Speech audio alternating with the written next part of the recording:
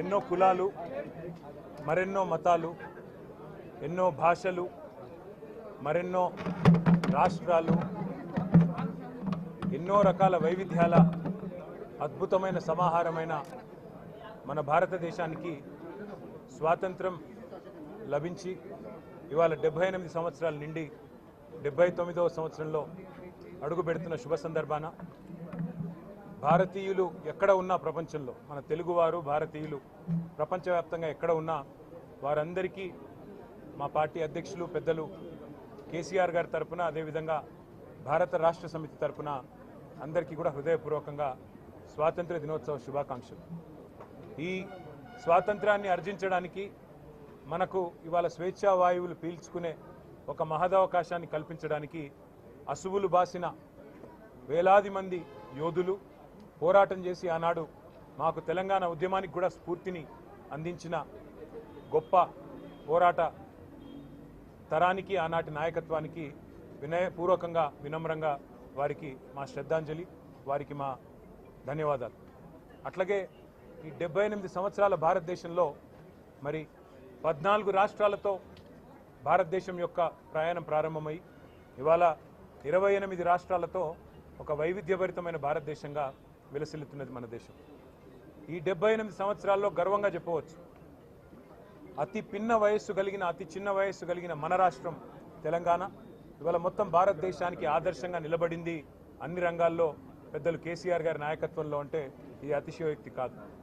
2014వ సంవత్సరంలో ఆనాడు వివక్షకు వ్యతిరేకంగా స్వాతంత్ర ఉద్యమ స్ఫూర్తితో ఆనాడు పోరాడిన మహాత్మా గాంధీ, పెద్దలు పండిత్ జవహర్లాల్ నెహ్రూ, డాక్టర్ బాబాసాహెబ్ అంబేద్కర్ లాంటి మహానుభావుల స్ఫూర్తితో ముందుకు పోయి తెలంగాణ రాష్ట్రం సాధించుకున్న తర్వాత పెద్దలు కేసీఆర్ గారి నాయకత్వంలో 10 ఏళ్ల పాటు అత్యద్భుతమైన ఫలితాలను మన రాష్ట్రం అటు పరిపాలనలో ఇటు సంస్కరణల్లో దేశానికి చూపెట్టింది.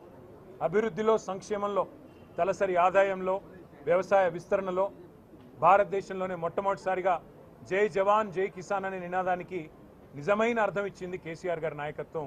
వ్యవసాయ రంగానికి పెద్దపీట వేసి 10 ఏళ్లలో మరి ఎక్కడో 12వ 14వ స్థానంలో వ్యవసాయంలో ఉన్న తెలంగాణ అగ్రభాగానికి చేరిందంటే, పంజాబ్ను హర్యానాను వెనుకకి నెట్టి ముందుకు వచ్చింది అంటే రైతును రాజు చేయాలనే కేసీఆర్ గారి సంకల్పమే దానికి కారణమని గుర్తు చేసుకోక తప్పదు.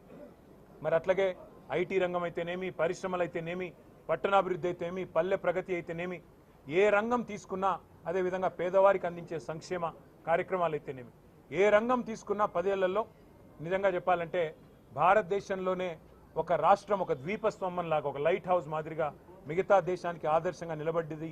అది కేసీఆర్ గారి నాయకత్వంలో మన తెలంగాణ అని చెప్పడంలో ఎవరికి రెండో ఆలోచన కానీ రెండో అభిప్రాయం కానీ అవసరం లేదు. కానీ ఇవాళ 20 నెలల కాంగ్రెస్ పరిపాలన చూస్తూ ఉంటే మాత్రం బాధ కలుగుతూ ఉంది. ఇవాళ రైతును రాజు చేయాలనే కేసీఆర్ గారి తపన ఎక్కడో పోయింది. ఇవాళ రైతు, ఈరోజు మనం జై జవాన్ జై కిసాన్ అంటాం, కానీ ఇవాళ స్వాతంత్ర దినోత్సవం రోజు కూడా రైతులు యూరియా కోసం ఇవాళ చాంతాడంత లైన్లు కట్టి, ఏ ఊరికి ఆ ఊర్లు ఈరోజు సింగిల్ విండోల కాడ, ఎరువుల దుకాణాల కాడ లైన్లు కట్టి ఆ లైన్లలో చెప్పులు పెట్టి మళ్ళీ ఒకసారి ఆనాటి పాత రోజులు కాంగ్రెస్ పరిపాలనలో వచ్చిన పరిస్థితి కనబడతా ఉన్నది. దానికంటే కూడా బాధాకరం ఏమంటే, ఏ పరాయి పెత్తనం వద్దని మనం పోరాడి తెలంగాణను సాధించుకున్నామో. ఎందుకంటే స్వాతంత్రం అంటే కేవలం ఒక స్వతంత్రంగా అడ్మినిస్టర్ చేసుకునే అధికారమే కాదు, ఆత్మగౌరవంతో బతికే ఒక పరిస్థితి, ఆర్థిక స్వావలంబనతో బతికే ఒక పరిస్థితి. అట్లాంటి పరిస్థితిని కేసీఆర్ గారి నాయకత్వంలో మనం 2014లో తెలంగాణ సాధించుకోవడం ద్వారా మనం అర్జించుకుంటే, ఈరోజు పూర్తి భిన్నంగా దానికి పరాయి వాళ్ళ పాలన పోయింది, ఢిల్లీ కిరాయి పాలన మొదలైంది అనే విధంగా ఢిల్లీ పార్టీల పెత్తనం మళ్ళీ ఒక్కసారి తెలంగాణ మీద నడుస్తూ ఉన్నది. ముఖ్యమంత్రి 51 సార్లు ఇప్పటికి ఢిల్లీ పోయి వచ్చారు కేవలం 20 నెలల్లో.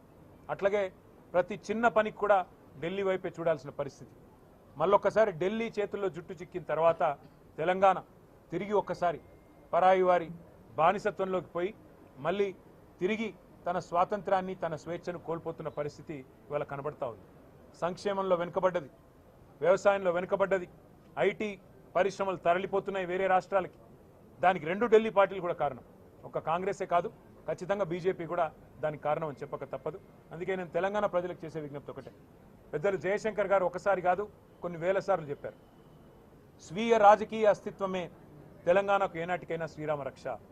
సాధించుకున్న స్వాతంత్రాన్ని కాపాడుకోవాలి, ఆ స్వతంత్రంగా బతికే తెలంగాణలో ఆత్మగౌరవంతో బతకాలి, ఆత్మగౌరవంతోనే కాదు పేదలు ఆర్థిక స్వావలంబన సాధించాలి అంటే ఖచ్చితంగా స్వీయ రాజకీయ అస్తిత్వ శక్తి అయిన బీఆర్ఎస్, దాని నాయకుడు కేసీఆర్ గారి నాయకత్వమే మన రాష్ట్రానికి శ్రీరామ రక్ష అనే మాటను మీ అందరికీ కూడా గుర్తు చేస్తూ మళ్ళీ ఒక్కసారి తెలంగాణ ప్రజలకు అదేవిధంగా మా సహచర భారతీయులందరికీ, సోదరులకి సోదరీమణులందరికీ ప్రపంచవ్యాప్తంగా ఎక్కడ ఉన్నా వారందరికీ కూడా స్వాతంత్ర దినోత్సవ శుభాకాంక్షలు తెలియజేస్తూ, మనం విడదీసే అంశాలు 100 ఉన్నాయి, కులాలు మతాల పేరిట 100 ఉన్నాయి, కానీ కలిపి ఉంచే ఒకే ఒక్క అంశం భారతీయత.